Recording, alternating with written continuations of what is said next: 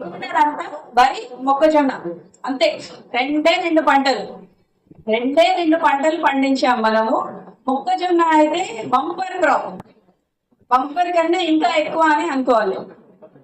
1,56,000 ఎకరాల్లో మొక్కజొన్న పంట సాగు చేశాం. 1,56,000 ఎకరాలు.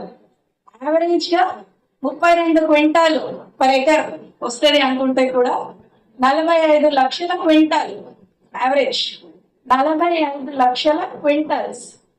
ఓకే, ఏం చేసుకోవాలి? ఇది ఉన్నారా మొక్కజొన్న రైతులు ఎవరైనా ఉన్నారా? ఏం చేయమంటారు? అంటే జనరల్లీ అంటే ఏం చేయాలి? ఇంత బంపర్ క్రాప్ గవర్నమెంట్ కొన్న తర్వాత ఏం చేయాలి?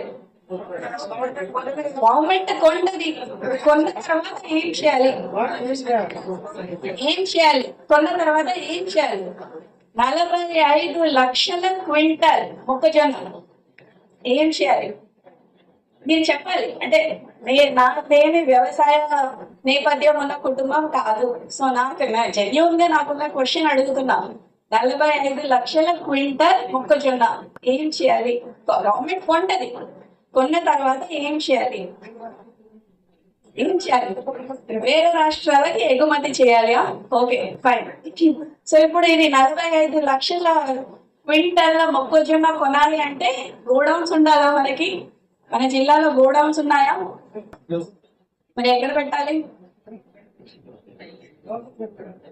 ఓకే, మొక్కజొన్న గురించి పక్కన పెట్టేద్దాం. బంపర్ క్రాప్ వేసేసారు, సరే. ఒకటి ఏదో అప్పుడప్పుడు అలాంటి సీజన్స్ జరుగుతుంటాయి, పక్కన పెట్టేద్దాం.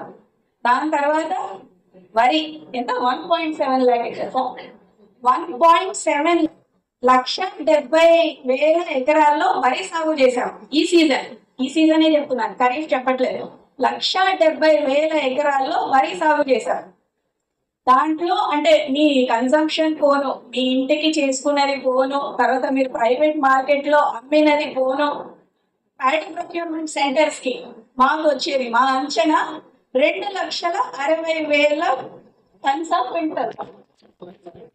2,60,000 మెట్రిక్ టన్స్. క్వింటల్స్ కాదు, అంటే 26 లక్షల క్వింటల్స్.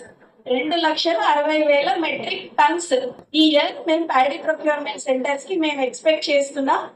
ప్యాడీ ఇది ఇంకా మళ్ళీ వేరే లెక్కలు కూడా చెప్తాను మీకోసం. ఎందుకు చెప్తున్నాను అంటే ప్రతి ఒక్కరు ఆలోచించాలి. అంటే నేను ఇంతకు ముందు కూడా చెప్పాను, ఇప్పుడు మళ్ళీ చెప్తున్నాను.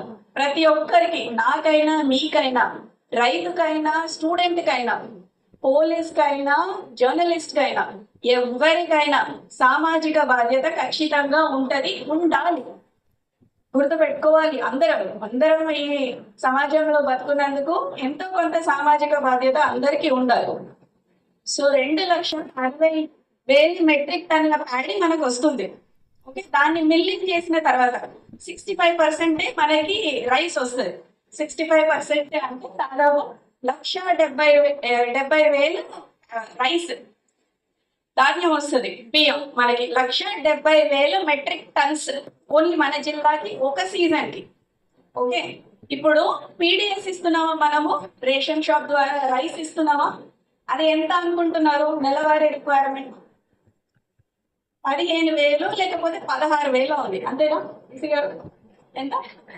పీడిఎస్ ద్వారా మనము రేషన్ షాప్ ద్వారా మనం ఇస్తాం కదా, అప్రాక్సిమేట్లీ 15,000 నుంచి 16,000 మెట్రిక్ టన్స్ వరకు ఉంటది నెల.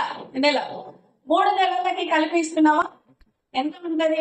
45,000 నుంచి 50,000 మెట్రిక్